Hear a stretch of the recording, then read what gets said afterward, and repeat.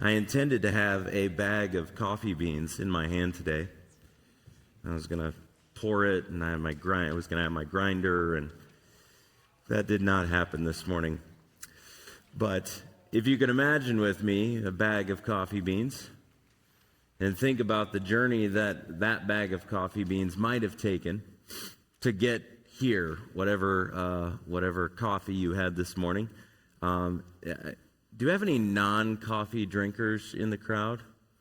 Okay, I'll forgive you, but only until next Sunday. No, it's probably better that you guys have something figured out. You can do life without coffee somehow, some way. I'm grateful for you, but I think about each morning. Many of us, maybe most of us, have a cup of coffee, and some of you have a cup of coffee with you right now, because as my voice gets lower, you're going to need it, because it's going to put you into that trance the longer I talk. So forgive me for that. But you think about the journey that coffee might make from where it is grown to where it ends up in your cup. You think about where it's sourced from or where it comes from, and the journey that it takes to get all the way to you on a cold Sunday morning, or a cold Saturday morning yesterday. It was chilly. You think about this, and there's so much talk in the coffee world. Those of you so there's those that don't drink coffee. How many of you would consider yourself kind of high-end coffee people? Anybody? Yeah, there you go. All right. About as many as don't drink coffee at all. But you maybe know what region you like the best. What source is the best place? Is it Ethiopia, right? Is it Costa Rica, right? Where is it that coffee is coming from? And there's a lot of talk today about making sure that our coffee is ethically sourced, right? So make sure that the workers get a fair wage for the work that they do, and making sure it gets all the way to our cup this morning. You might think a little bit about, is it sustainably sourced, right? That's the title of our sermon today.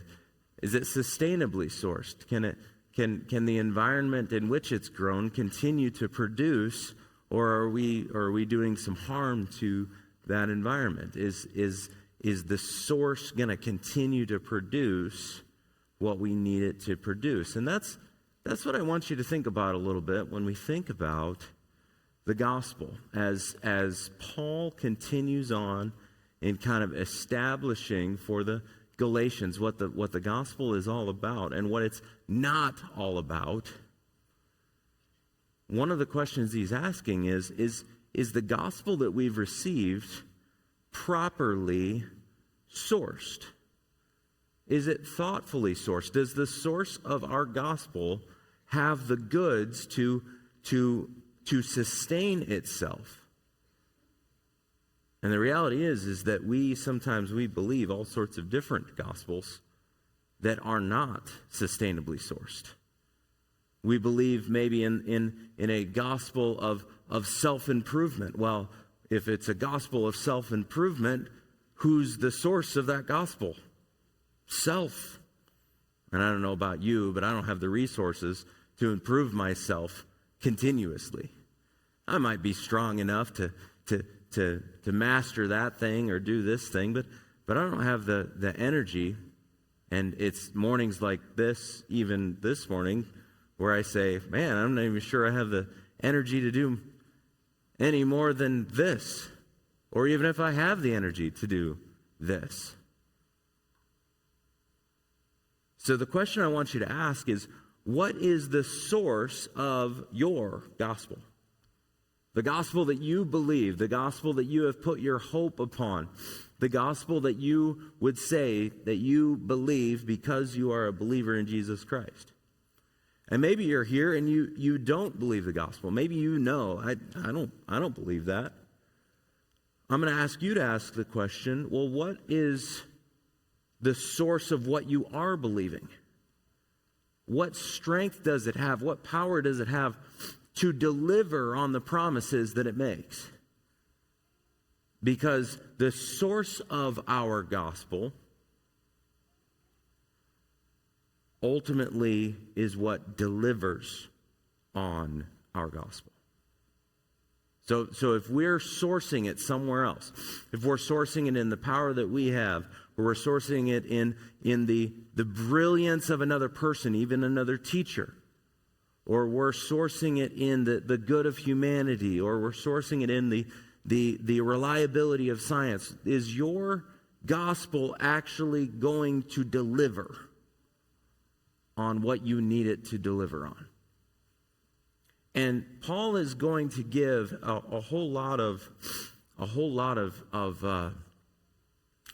biographical background, but his goal is not to just tell a story or tell a testimony.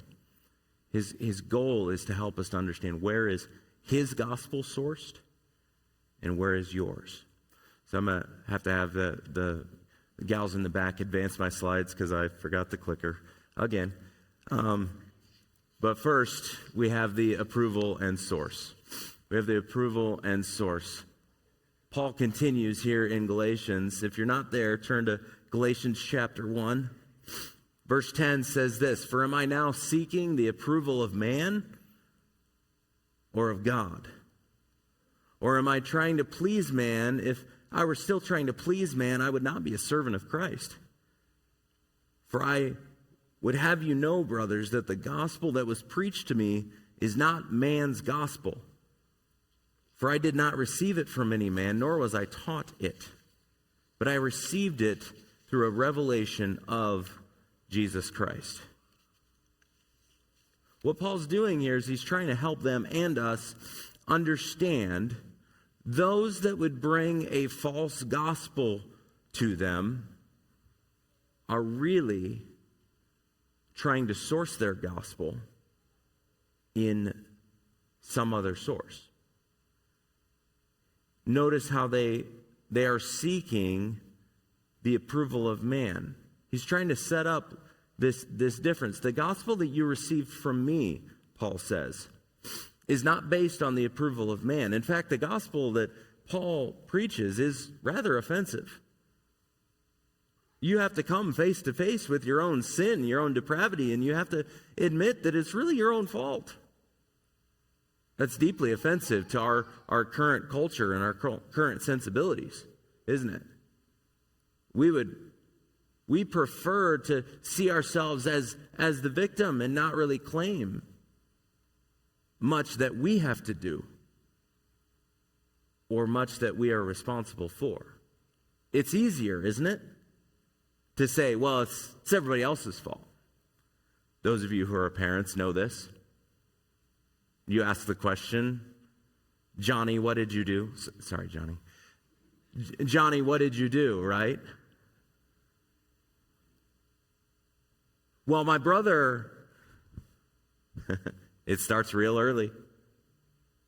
I'm a victim of what my brother did, so therefore I do not have any reason to take responsibility. That's man's gospel. That's thinking that the ultimate solution has to do with man, when the ultimate solution really has to do with God. Of all the ways we could talk about the approval of man or trying to please man, Paul's saying, if I go down that road and source my gospel in what it would be that men would approve of, that empties the gospel of its power. And he wouldn't be a servant of Christ, verse 10. I'd have you know, brothers, that the gospel that was preached by me is not man's gospel, for its source is not from man. Notice how that says that. For I did not receive it from any man. I wasn't taught it by any man. I received it. One of the things that we at times have a problem with is just receiving something from the source as it really is. Do you ever notice that when somebody tells you a story, you maybe automatically start to filter it through your previous experiences. You start thinking it through in terms of how it affects you instead of just taking it directly from the source as it is. Now, there's a wisdom to that sometimes, isn't there? But when it comes to the God of the universe, who made us, who created us, who knows us perfectly, do we do that same kind of filtering when he speaks to us? We sometimes do, don't we? When he gives us a message,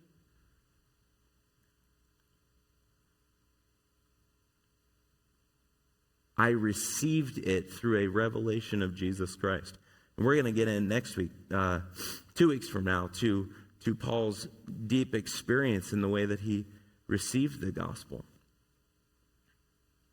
But I want us to think for a second, why is the approval of man or man's gospel so appealing to us? Well, it's really appealing to us because a man-centered gospel, not one that's sourced in God, given by God, that we would receive and accept as it is. But we tend to like man's gospel because it's a little easier to control. It's a little bit easier to make it come to us on our terms. We can do an end run around it so that we can mitigate maybe our anxiety or our anger or our control or the ways that we try to make it seem the way we want it to seem. But the true biblical gospel confronts us in that kind of control and says, no, that's God's job, not yours. See, a man-centered gospel centers on, well, man, us. We like to be the center. We think we like to be the center, but that also means that we have to be the source and the stability of our own lives. We like thinking that we can be the arbitrator and producer of our own truth, but that is a burden that we are not built for. And it is a crushing reality once you start realizing, oh, I have to continue to produce this truth. Not only for myself, but everybody that lives in contact with me. That sounds exhausting, right? You know how it is. You tell a lie, and then in order to cover up for that lie, you have to tell another lie, and then in order to cover up for that lie, and on it goes. Well, when you lie about reality, everything confronts you, and you have to create a whole different story to live in. A man-centered gospel is exhausting. But one that places Christ at the center and allows him to define and arbitrate all truth, allows him to be the source and the stability of your lives, I hope you start to see there's some freedom in that. And that's why Paul is so strong in saying, I did not preach to you a gospel that would meet with the approval of man as its main idea.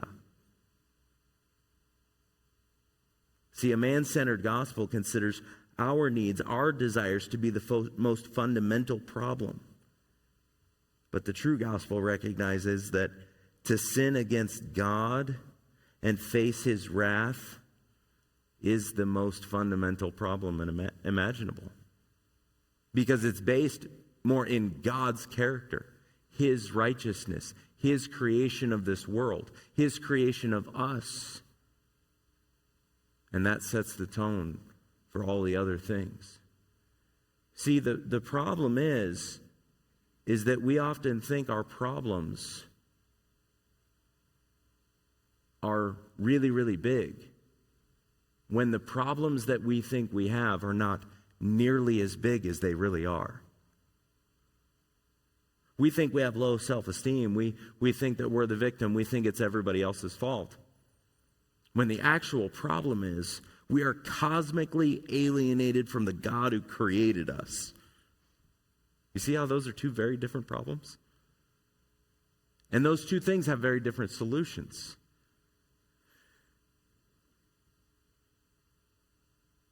The true gospel recognizes again that our sin against God and our relationship with God and this entire cosmos is the thing that needs fixed.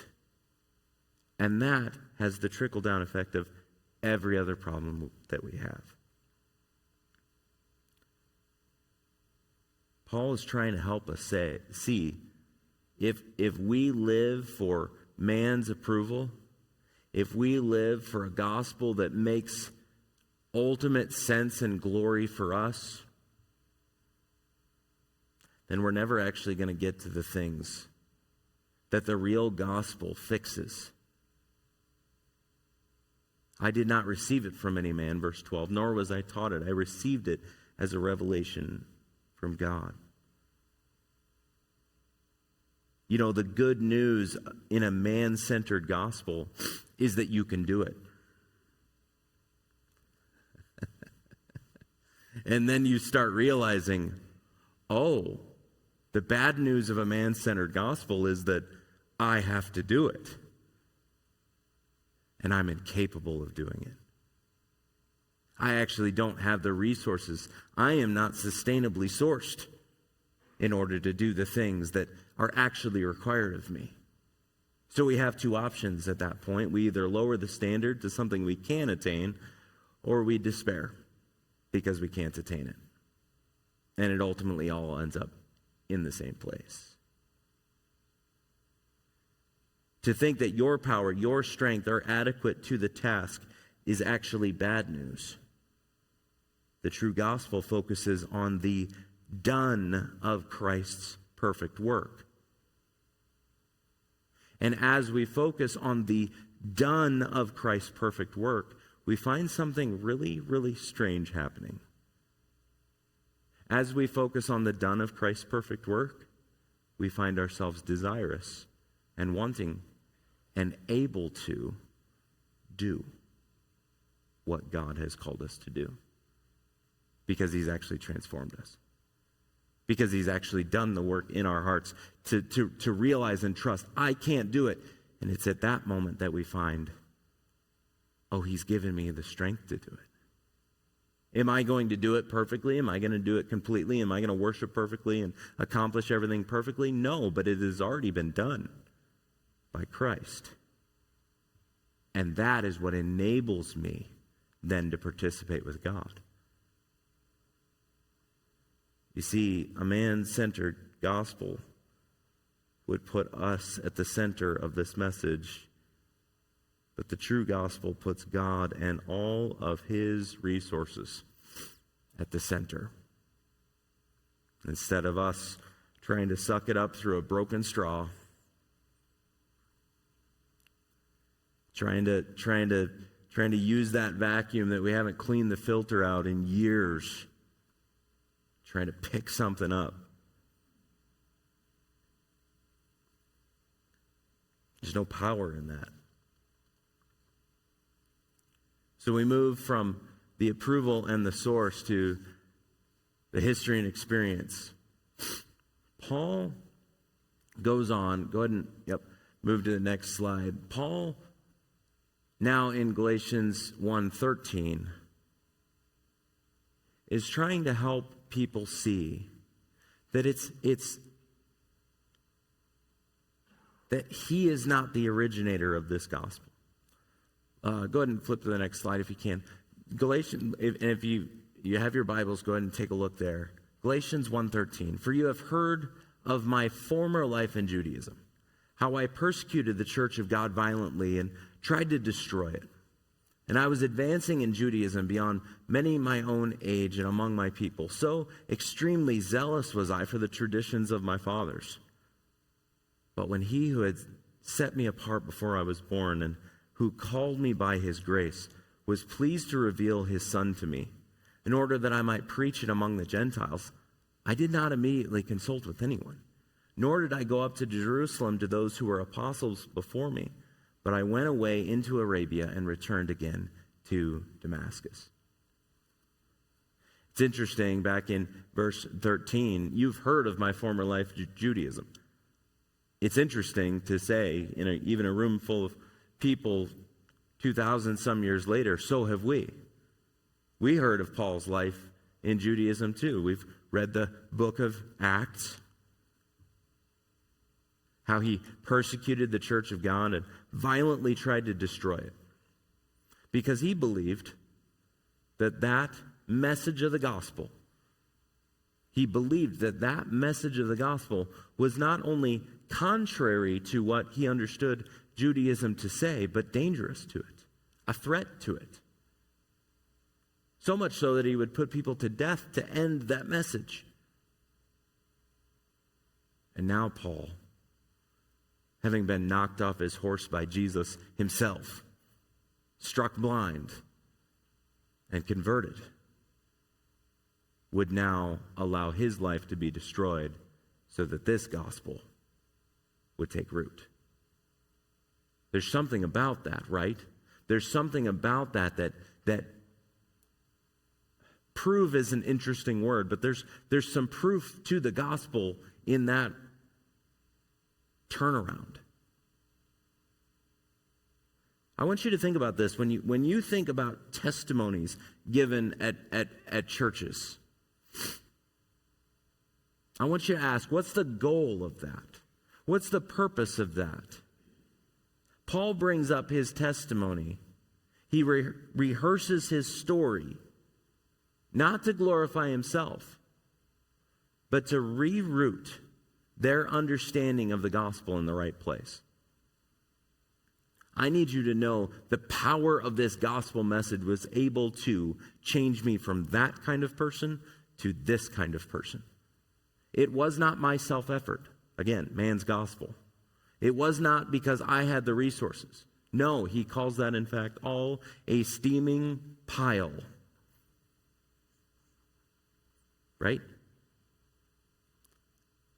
It was that God rescued me. It was so God would receive the glory. Even in the way he tells this, you need to know, yes, is it dramatic that I literally held people's coats while I directed them to put the first followers of Jesus to death? Is it dramatic? Yes, but it's not about it being dramatic. It is about the gospel's ability to change me. It is about the real source. And so he would even share his testimony. So I want you to ask the question of yourself, why do I share testimony? Why do I share my testimony? What's the goal? What's the purpose? Is it ultimately man-centered, or is it actually God-centered? Centered on Jesus Christ and what he has done. Because that is the kind of testimony that has staying power, because it's sustainably sourced. It is sourced in the reality, the goodness of the gospel, not in the resources that I have to be well thought of by the people who hear my testimony. You see what Paul's doing?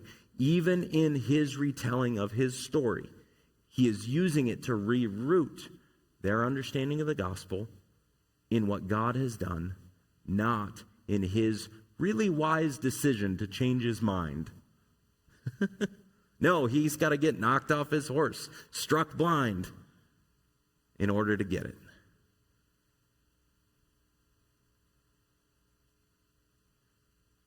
So Paul says, I'm not the creator of this gospel. I'm not the one who thought it up. Because if you look at my former life, I would never have thought up this gospel. In fact, I put people to death who thought this.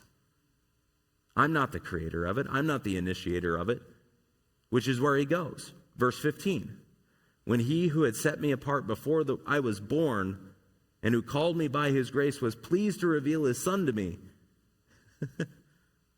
That's when I was rescued. Not because I initiated this. So God is the creator of salvation. He's the initiator of salvation. And he goes on in end of verse 16. I didn't immediately consult with anyone. I didn't go up to Jerusalem to those who were apostles before me. I didn't go to I didn't go to them. I went away to Arabia and I returned again to Damascus because I and the original apostles are not the source of the gospel. Jesus Christ is.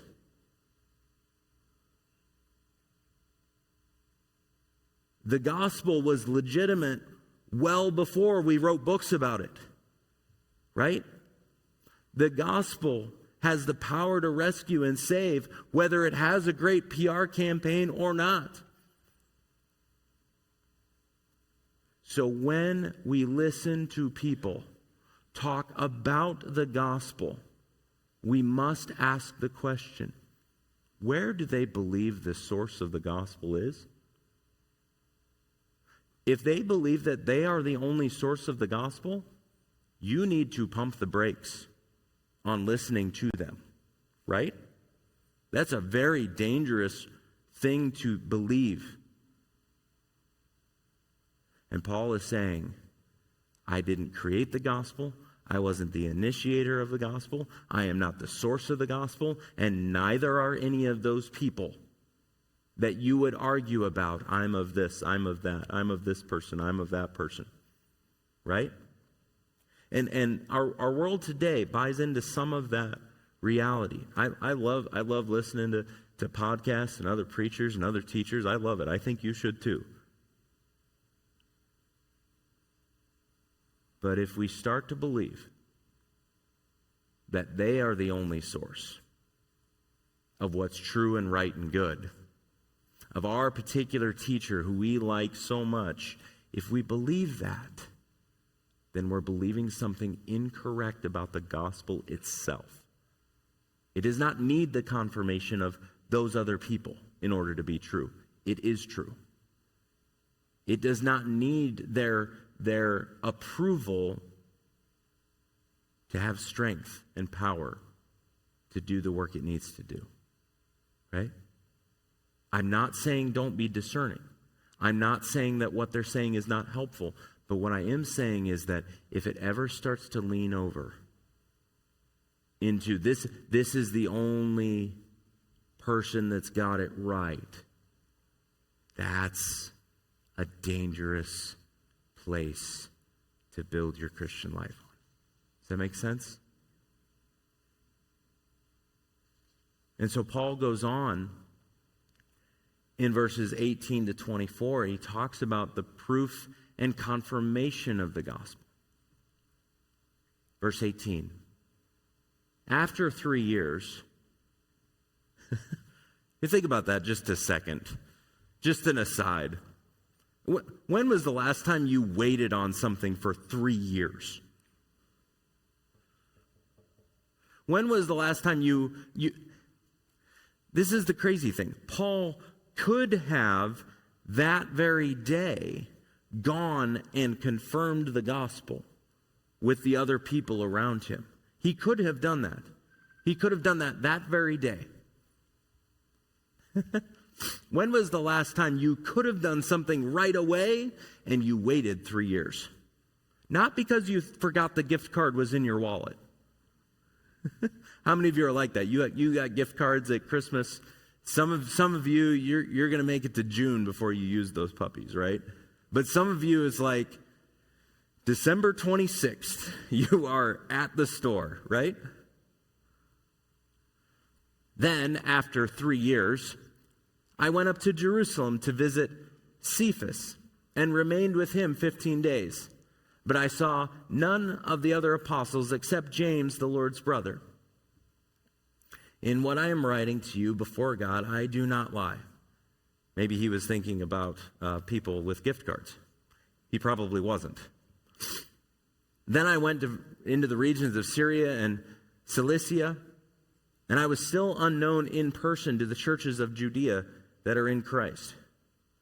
They only were hearing, he who used to persecute us is now preaching the faith he once tried to destroy. And they glorified God because of me. I want you to think about the contrast, right? I've said this before. I heard it from another preacher, so I can't take credit. But just once just once in Christianity. I want to know of a confirmed story of somebody going through something really hard and really difficult and God sustaining them and getting them through it, and then they not write a book about it. Right? Now the reality is there are people, but we don't hear about them. And that's the point.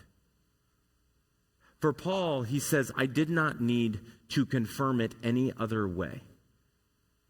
I didn't need to run to the other apostles to confirm this gospel that came to me. I saw the reality in their lives. I saw the reality of the change in them. It's the very reason I was putting them to death. But to fight back against the people who are giving the Galatians trouble, he's trying to help them disassociate themselves from the particular teachers that they may hold in high regard, that would be giving them a different story. Well, I had this experience. Well, I did this. What he's saying is, I could have done that. I could have done that. But I chose to not. I chose not to, because I didn't want your faith to rest upon my experience. I think about this a lot when I think about the first years that I had in ministry. I came to know Christ in 8th grade, and I came to know Christ in February of my 8th grade year. And I was teaching every week by the time I was a freshman. It was clear to me this is what God wants me to do. But I think about those times early, kind of being the youth pastor to my high school, and just I realized that a lot of that time I was basing other people's change in coming to Christ on me, on my ability to teach, on my ability to be with them. I showed up at people's houses, and I'm not saying that God wasn't in that, but I am saying that too much of it was based on me and my ability to do this or that. And Paul, right after he's converted, doesn't seek to base everything on him. He's basing it, again, he's trying to help the Galatians understand it is the gospel message, not my ability to preach it. It's the gospel message, not even my experience of the gospel, that I want you to root your lives in. And I do find it interesting that when he does finally see them, they didn't correct him. Right? That he does have the genuine article. He does have the genuine gospel. And they say that they were hearing it said, verse 23, that he who used to persecute us is now preaching the faith he once tried to destroy. There is a certain proof to the fact that you would see that kind of turnaround. But that kind of turnaround is not the point. That kind of turnaround, he's saying, is based in the power of the gospel. The power of the gospel is not based in my ability to turn around. Do you see the difference? We switch those around sometimes, don't we?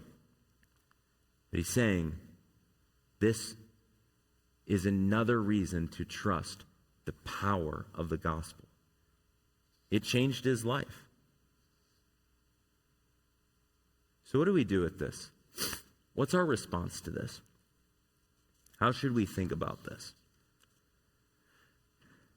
I want you to think a little bit about the true and the false gospel. The man-centered gospel versus a Jesus-centered gospel. I know those terms get thrown around all the time, and I don't intend to borrow all of that language, but I want you to ask, what is your gospel? What is the good news that you believe and base your life upon? What is the good news that you live by? And I want you to think about, what's the source of the gospel that you believe? Where does it come from? Does it come from your own ideas? Does it come from kind of the things that you kind of believe about God and have kind of brought into the way you think? Or is it sourced in the place that actually has God's words? What's the source? Where does it come from? Who is your gospel based in?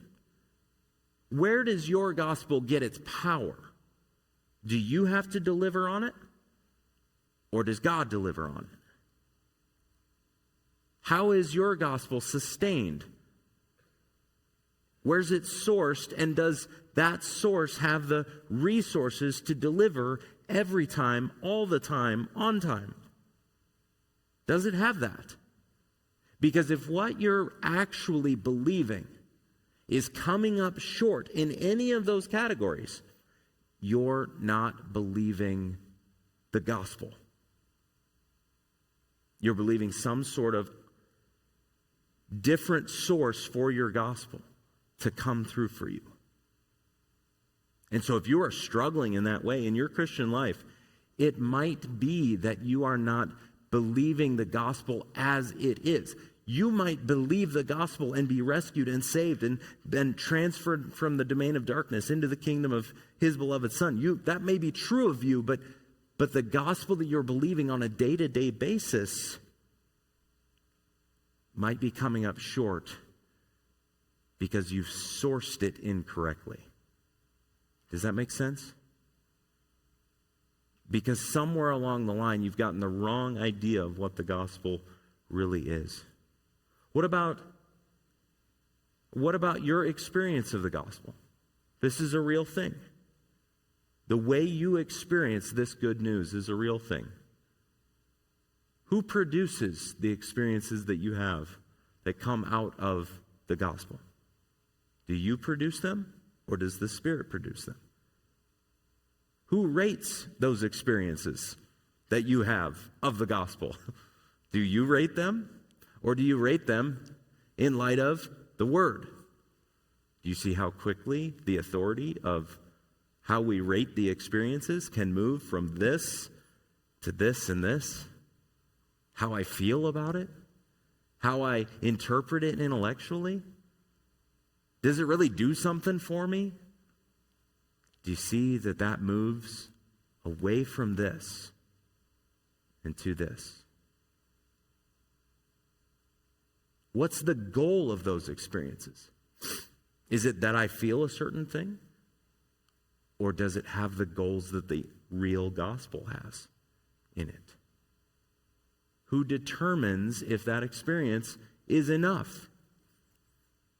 Is it me? Or is it the source? Is it the Word? Sometimes we get disappointed with God because we don't think that He delivers what we think we need. And if we had gone back, we start realizing God never promised to deliver that thing that I really, really want.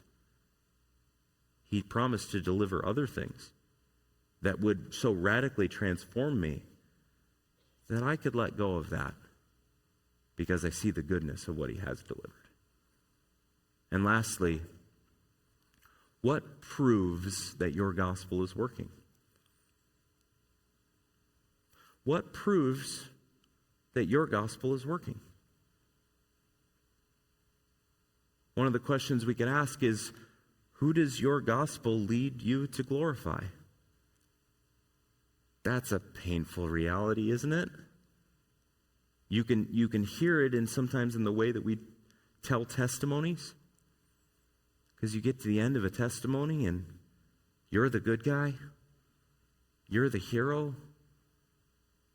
Instead of God receiving the glory as the only hero.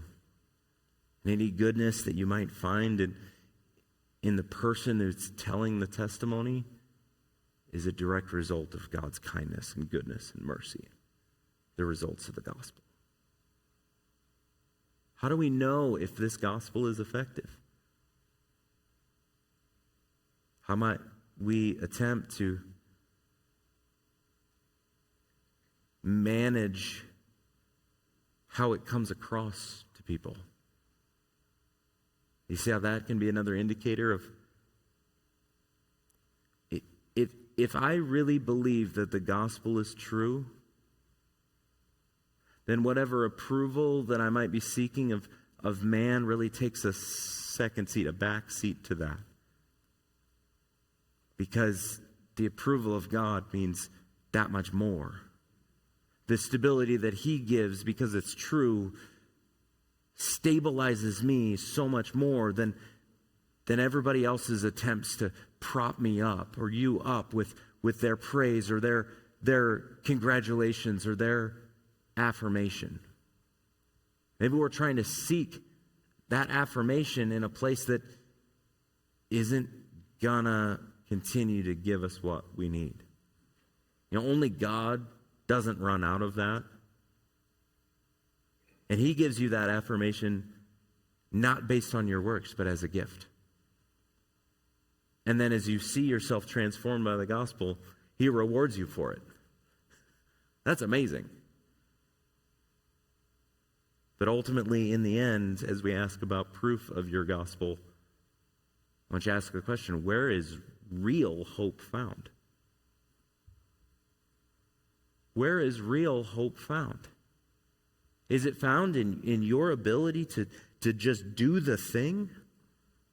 Is it found in your ability to present a life that you want others to see? Is that where real hope is found? Or is real hope found in the fact that God can transform me and change me? He sent his Son to accomplish it. He will never run out of patience with me. But he does ask certain things of me, doesn't he? And how do I find myself okay with what he asks? If I believe that the gospel is really, really true,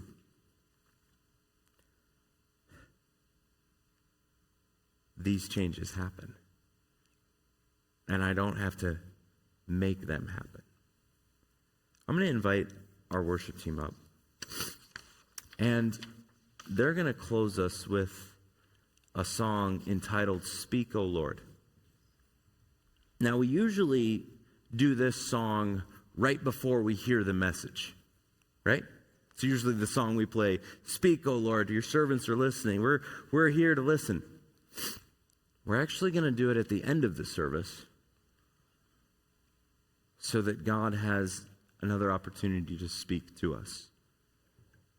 You may choose to sing, you may choose not to sing, but again, what I want us to do during this song is to say, Speak, O Lord. What is it that I might be believing about the gospel that might be me-centered? What might it be that you need to refine in me about the good news that I hold so tightly to that might not actually be good news? Because again, a man-centered gospel, a gospel that's all about me is bad news. All the way down for all eternity. But the good news of the gospel that centers itself on Jesus Christ, that's